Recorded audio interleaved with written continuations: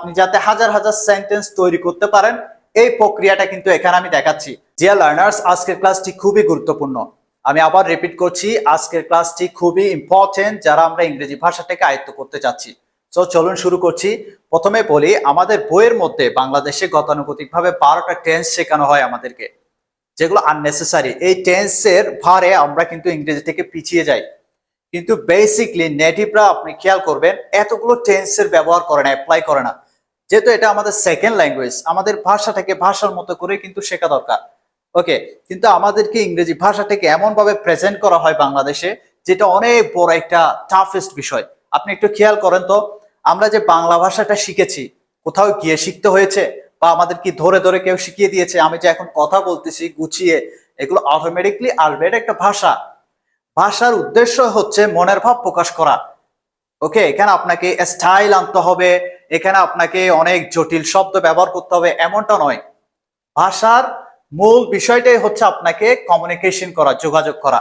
ওকে, আমরা কিন্তু শুরু করছি। এখন আমি এর মধ্যে থেকে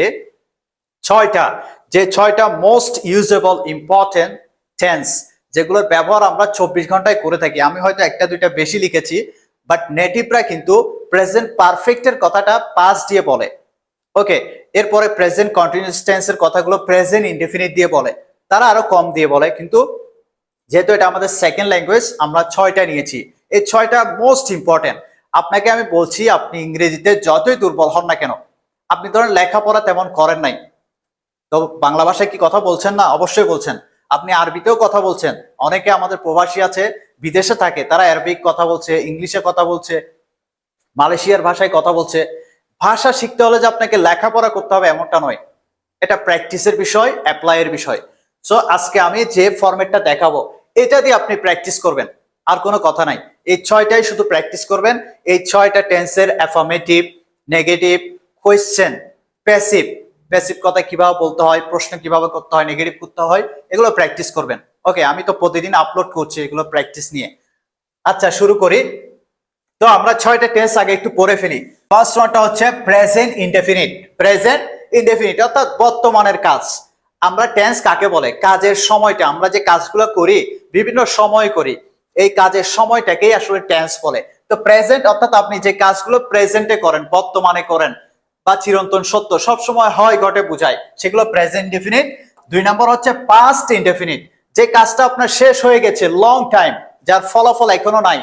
ওকে, আপনি ভাত খেয়ে ফেলেছেন, প্লেট নাই, গ্লাস নাই, কাজটা শেষ, ফলাফল নাই।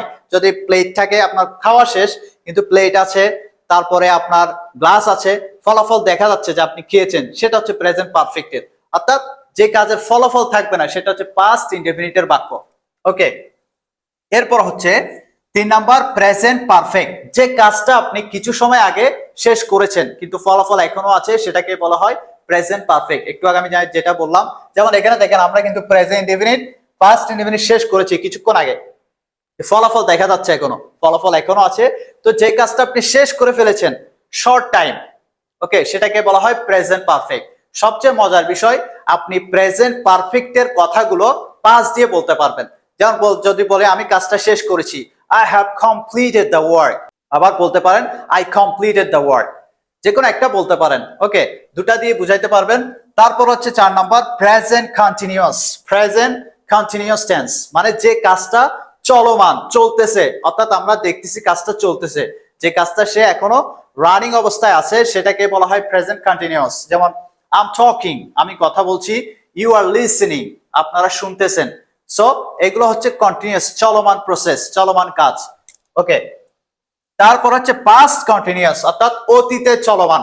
ধরেন আমি গতকালকে কোচিং এ আসছিলাম, আমার কোচিং এ আসছিলাম, এসে দেখতেছি ফ্যান চলতেছে, হয়তো কেউ ভুলে সুইচ অফ করে নাই বা কারেন্ট চলে গিয়েছিল, তার খেয়াল ছিল না। তো গতকাল আমি এসেছিলাম, এটা ফার্স্ট, এবং গতকাল আমি এসে দেখতেছি ফ্যানটা চলতেছিল, দ্য ফ্যান ওয়াজ মুভিং, অর্থাৎ গতকাল অতীত, কিন্তু কাজটা, ফ্যানের কাজটা হচ্ছে কি ঘোরা, সেটা চলতেছিল। ওকে, তাহলে অতীতে কাজটা চলমান ছিল, তাহলে সেটাকে আমরা বলবো past continuous tense. Past continuous, যেমন দ্য ফ্যানটি ঘুরছিল, দ্য ফ্যান ওয়াজ মুভিং। আশা করি বুঝতে পেরেছেন। আমি খুব কম সময়ে শেষ করে দিব, যেহেতু আমাদের ধৈর্য কম। Okay, number 6 future indefinite, future indefinite, যে কাজটা আপনি এখনো করেন নাই, সামনে করবেন, যে অ্যাক্টিভিটিস গুলো এখনো হয় নাই, সামনে আমরা সেই কাজটা করব, সেটা ফিউচার ইনডেফিনিট। ওকে, আমরা টেন্স গুলো বুঝলাম। এখন আমরা যে টাইপটা, এই প্রত্যেকটা টেন্সকে আমরা 4টা টাইপে ভাগ করেছি। অ্যাফার্মেটিভ, হা বোধক বা অ্যাক্টিভও বলতে পারি, negative, question, passive. Affirmative, negative, question, passive, that's it. অর্থাৎ একটা টেন্সের 4টা টাইপ যদি আপনি জানেন, আপনি হা বোধক কথা বলতে জানেন, আপনি না বোধক কথা বলতে জানেন, আপনি কিভাবে কোয়েশ্চেন করতে হয় জানেন, এই প্রসেসে এখানে আপনাকে সেন্টেন্স শেখাচ্ছি না, এখানে আমি সেন্টেন্স, আপনি যাতে হাজার হাজার সেন্টেন্স তৈরি করতে পারেন, এই প্রক্রিয়াটা কিন্তু এখানে আমি দেখাচ্ছি। ওকে, তাহলে শুরু করি। প্রেজেন্ট ইনডিফিনিটে দেখেন বাংলা চিনবেন কিভাবে, আমি এখানে তবু লিখে দিচ্ছি। ভার্বের শেষে বা ক্রিয়া বা ভাব বা কাজের শেষে এ, ই, ও অন্ত্যেষ্টি উচ্চারণ হবে। যেমন যায়, করে, দেখি, বলি, এগুলো উচ্চারণ হবে। গঠনটা একটু শিখে নি। সাবজেক্ট মানে ইংরেজি কিভাবে গঠন করব, সাবজেক্ট লিখবো, তারপর ভার্বের প্রেজেন্ট ফর্ম, অবজেক্ট। আমরা জানি ভার্বের ফর্ম কয়টা? 3টা। Present, past, past participle form. যেমন go present form, went past form, gone past participle form. প্রত্যেকটা ভার্বের ফর্ম 3টা, present, past, past participle form. Okay, এখানে আমরা বি1 মানে প্রেজেন্ট ফর্ম, আর বি2 মানে পাস্ট ফর্ম, আর বি3 মানে পাস্ট পার্টিসিপল ফর্ম। ওকে, তাহলে আমরা এখন করে ফেলি।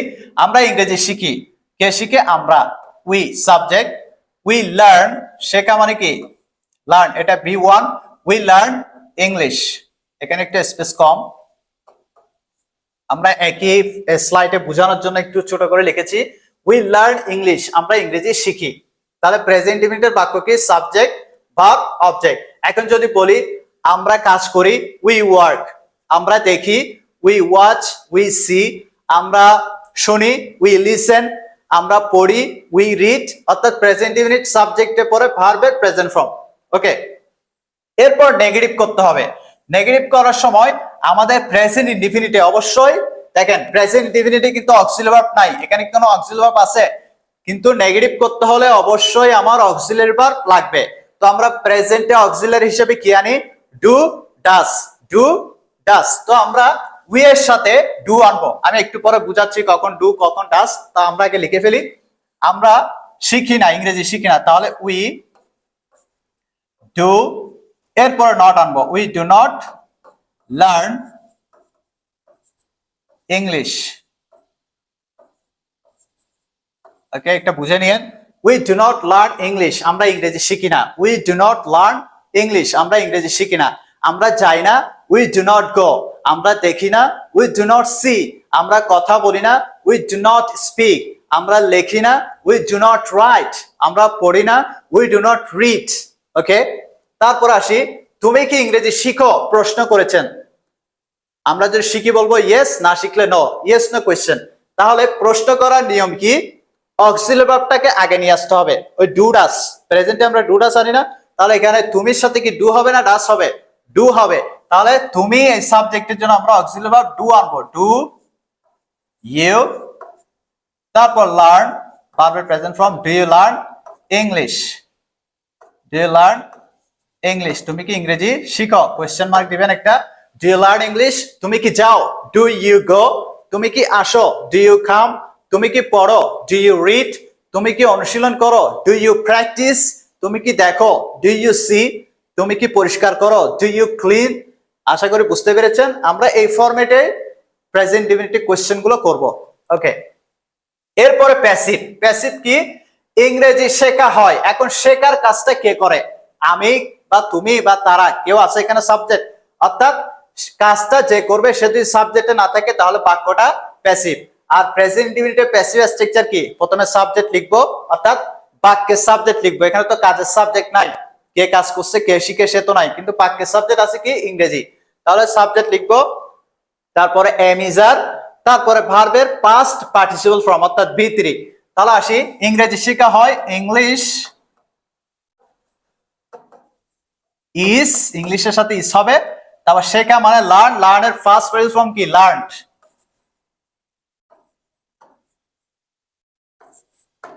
ওকে, ইংলিশ ইজ লার্নড, ইংরেজি শেখা হয়। ইহা নেওয়া হয়, ইট ইজ টেকেন। ইহা বলা হয়, ইট ইজ টোল্ড। বুঝা গেছে? জায়গাটা পরিষ্কার করা হয়। The place is cleaned.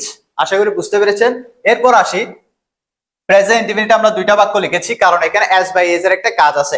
তাহলে আমরা একটু বুঝাই দিই, তাহলে আমি একটু বিষয় বুঝাই। প্রেজেন্ট, শুধুমাত্র প্রেজেন্ট ইনডিফিনিটের সাবজেক্ট যদি তার সাবজেক্ট সিঙ্গুলার হয় তাহলে ভার্বের সাথে অ্যাজ বাই এজ যুক্ত হবে। আবার বলছি, শুধুমাত্র প্রেজেন্ট ইনডিফিনিটের সাবজেক্টটা যদি তার সাবজেক্ট সিঙ্গুলার হয় তাহলে ভার্বের সাথে অ্যাজ বাই এজ যোগ করতে হবে। তাহলে দেখেন, সাবজেক্ট তিন প্রকার: first subject, second subject, third subject. একদম ইজিলি বুঝাই দিচ্ছি। ফার্স্ট সাবজেক্ট কি? আই এবং উই। আই মানে কি? আমি, আর উই মানে কি? আমরা। ওকে, আই উই মানে আমি আমরা। সেকেন্ড সাবজেক্ট কি? ইউ। ইউ মানে হচ্ছে তুমি বা তোমরা। ওকে, তুমি বা তোমরা। থার্ড সাবজেক্ট হচ্ছে এই তিনটা ছাড়া, আই উই ইউ ছাড়া সেন্টেন্সের শুরুতে যাই বসবে সব তার সাবজেক্ট। যেমন হি বসতে পারে, দে বসতে পারে, পিপল বসতে পারে, দা বয় বসতে পারে, ওকে, তারপর বয়েস বসতে পারে। এখানে একটা জিনিস খেয়াল করেন, আমরা অক্সিলারি হিসেবে ডু কার সাথে বসাই একটু বলে দিই। ফার্স্ট সাবজেক্ট, সেকেন্ড সাবজেক্ট এবং থার্ড সাবজেক্ট প্লুরালের সাথে আমরা ডু বসাই নেগেটিভ করতে। আর থার্ড সাবজেক্ট সিঙ্গুলারের সাথে, এই সিঙ্গুলারের সাথে আমরা ডাস বসাই। তাহলে আমরা ডু কোথায় বসাবো? ফার্স্ট সাবজেক্ট, সেকেন্ড সাবজেক্ট এবং থার্ড সাবজেক্ট প্লুরালের সাথে আমরা ডু বসাবো। আর শুধুমাত্র থার্ড সাবজেক্ট সিঙ্গুলার সাথে আমরা ডাস বসাবো। এই দা বয় একটা ছেলেকে বোঝাচ্ছে, এখানে ডাস বসাবো অর্থাৎ নেগেটিভ করতে। ওকে, এখন আমরা ভার্বের সাথে এস বাই এস কখন করব? একদম সহজে বুঝে যাচ্ছি এখন। যেখানে আপনি ডাস ব্যবহার করছেন তার সাবজেক্ট সিঙ্গুলারের সাথে, যদি সাবজেক্টটা তার সাবজেক্ট সিঙ্গুলার হয় তখন ভার্বের সাথে এস বাই এস যুক্ত করতে হবে। আবার বলছি, সাবজেক্ট যদি তার সাবজেক্ট সিঙ্গুলার হয় মানে একজন হয়, ধরেন বললো আ ফ্যান, আ ফ্যান একটা কলম, তখন ভার্বের সাথে এস বাই এস হবে। যদি বলে ফ্যান্স অনেকগুলো কলম, তখন ভার্বের সাথে এস বাই এস হবে না। ওকে, যদি বলে রাশেদ একটা ছেলের নাম, তখন রাশেদ এটা তার সাবজেক্ট সিঙ্গুলার, এর জন্য ভার্বের সাথে এস বাই এস হবে। যেমন রাশেদ কাজ করে, রাশেদ ওয়ার্কস, রাশেদ ওয়ার্কস। যদি বলে ছেলেরা কাজ করে, বয়েস ওয়ার্ক, কারণ বয়েস অনেকজন। তার সাবজেক্ট প্লুরাল হলে আমরা এস বাই এস করব না, তার সাবজেক্ট সিঙ্গুলার হলে এস বাই এস করব। তাহলে কি বুঝলাম? শুধুমাত্র তার সাবজেক্ট সিঙ্গুলার হলে সাবজেক্টটা আমরা ভার্বের সাথে এস বাই এস করব, বাকি সবার সাথে এস বাই এস করব না। আশা করি বুঝতে পেরেছেন এস বাই এস এর কাজটা। এখন আমরা খুব সহজে বুঝতে পারবো। ওকে, সে অনুশীলন করে, হিটা তার সাবজেক্ট সিঙ্গুলার, হি প্র্যাকটিসেস, এস যুক্ত করে দেবো, হি প্র্যাকটিসেস, সে অনুশীলন করে। সে অনুশীলন করে না, তাহলে তার সাবজেক্ট সিঙ্গুলার সাথে নেগেটিভ করতে কি হয়? ডু না ডাস? ডাস হয়। Okay, good. He does not practise, practise. Okay, এখন আর প্র্যাকটিসের সাথে এস দিতে হবে না, কারণ আমি কি বসিয়েছি? ডাস বসিয়েছি। ডাস বসালে আর ভার্বের সাথে এস বাই এস দিতে হবে না। ওকে, তারপরে কোয়েশ্চেন আসি, সে কি অনুশীলন করে? ভেরি সিম্পল, অক্সিলারি ভার্বটাকে আগে আনবো। তো শেষ সাথে অক্সিলারি ভার্ব কি হয়? ডু না ডাস? ডাস হবে। ডাস হি প্র্যাকটিস? এই ফরম্যাটে সবগুলো করবেন। সে কি অনুশীলন করে? ডাস হি প্র্যাকটিস। করিমকে অনুশীলন করে, ডাস করিম প্র্যাকটিস। তারপরে তোমার ভাইকে অনুশীলন করে, ডাস ইউর ব্রাদার প্র্যাকটিস। আশা করি বুঝতে পেরেছেন। এরপরে ইহা অনুশীলন করা হয়, তাহলে কে অনুশীলন করে? সে কি আছে এখানে? নাই, তাহলে প্যাসিভ। তাহলে ইট, ইহা মানে ইট, তারপরে ইস হবে, ইট ইজ প্র্যাকটিস।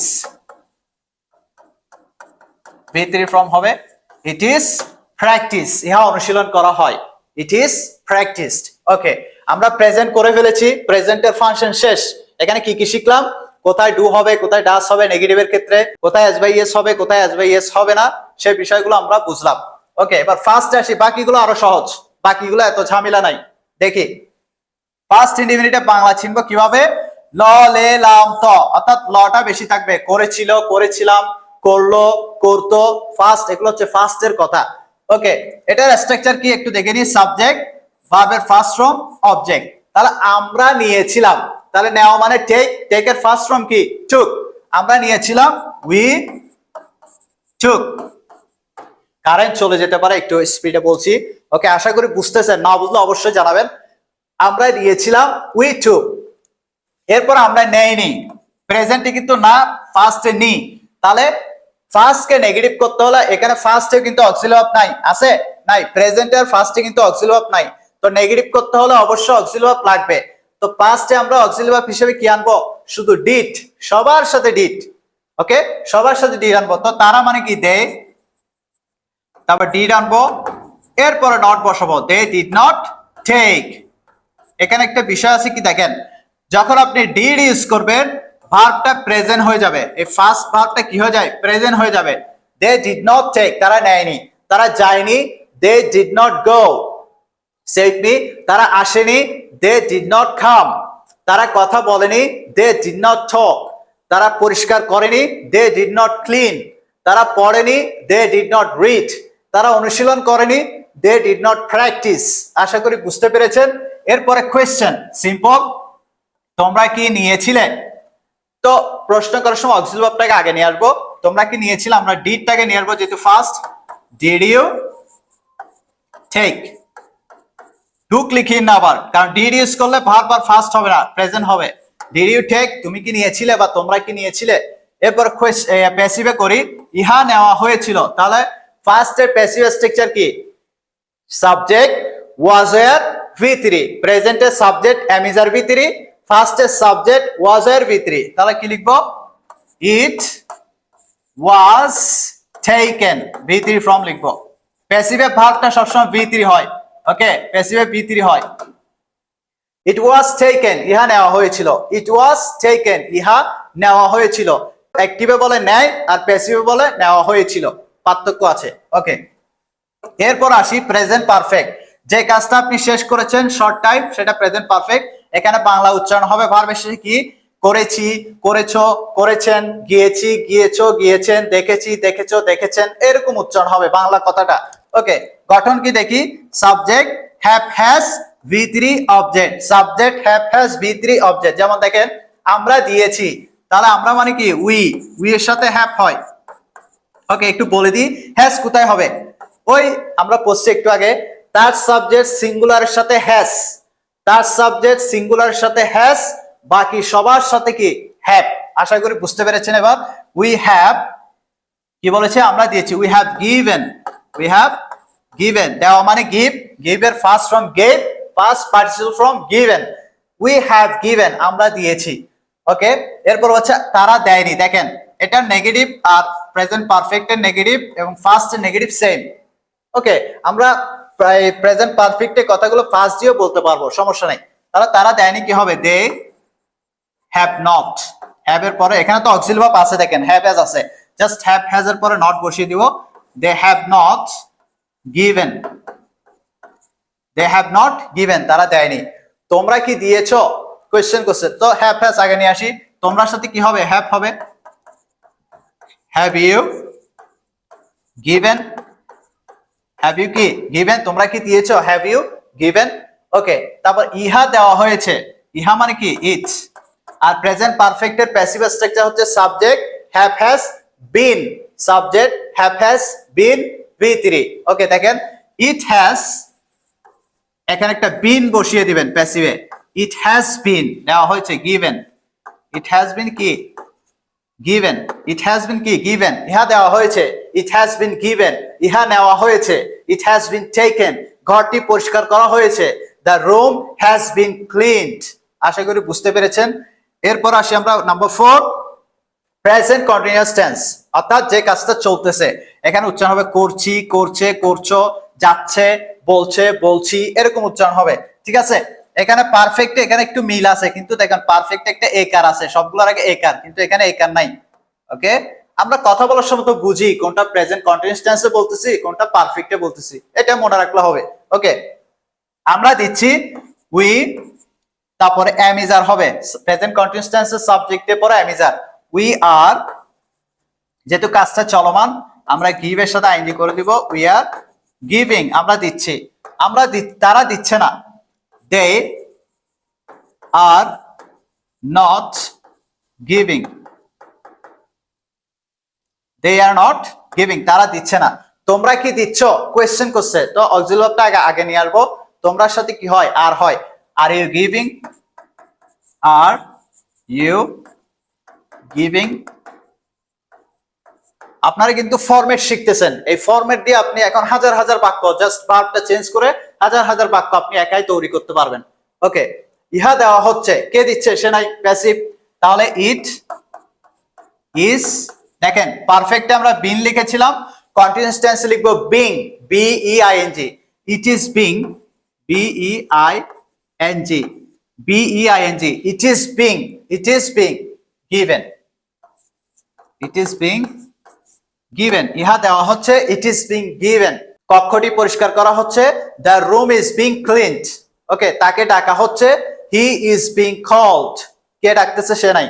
ওকে, তাহলে প্যাসিভটা বুঝেছেন আশা করি, এটা ফলো করে প্যাসিভ বাক্যগুলো করবেন। যদিও আমরা প্যাসিভের কথাগুলো কম বলি, তবুও আমরা জেনে রাখলে আমরা কনভারসেশন করার সময় কিন্তু ইজিলি ফ্রিলি কিন্তু সবকিছু বুঝতেও পারবো, বলতেও পারবো। ওকে, এরপর আসি first continuous tense. Same, just এখানে এম ইজ এর জায়গায় ওয়াজ এর বসাবো ফার্স্টে। যেমন ছি এর সাথে ল হবে, চয় সমান, অর্থাৎ ল, যেহেতু ফার্স্ট কন্টিনিউয়াস টেন্স, লটা যুক্ত হয়ে যাবে আর কি। স্ট্রাকচার কি, সাবজেক্ট ওয়াজ এর ভার্বের সাথে আইএনজি। ওকে, আমরা কাজ করছিলাম, তাহলে উই ওয়্যার, উই এর সাথে ওয়্যার হয়, we were working, we were working. সে কাজ করছিল না, তাহলে হি ওয়াজ নট ওয়ার্কিং, সে কাজ করছিল না, হি ওয়াজ নট ওয়ার্কিং। এটার ব্যবহার আমরা 10% করতে পারি কনভারসেশনে। হঠাৎ হঠাৎ আমরা যদি অতীতের কিছু বর্ণনা করতে চাই, সেই ক্ষেত্রে ফার্স্ট কন্টিনিউয়াস টেন্সটা ব্যবহার করি। ওকে, তুমি কি কাজ করছিলে, কোয়েশ্চেন। সো অক্সিলারি ভার্বটা আগে নিয়ে আসবো, were you working, were you কি ওয়ার্কিং, তুমি কি কাজ করছিলে, ওয়্যার ইউ ওয়ার্কিং। এরপরে প্যাসিভ, কাজটি করা হচ্ছিল, কে করছিল, সে কিন্তু নাই, প্যাসিভ। তাহলে the work was being, the work was being done.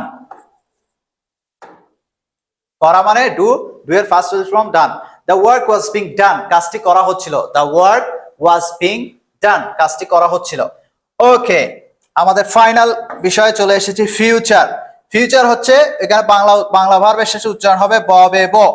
ওকে, গঠন কি, সাবজেক্ট উইল, বি ওয়ান ভার্বের প্রেজেন্ট ফর্ম অবজেক্ট। আমরা ব্যবহার করব, ব উচ্চারণ হবে, উই উইল ইউজ, ব্যবহার করা মানে কি, ইউজ, উই উইল ইউজ, আমরা ব্যবহার করব।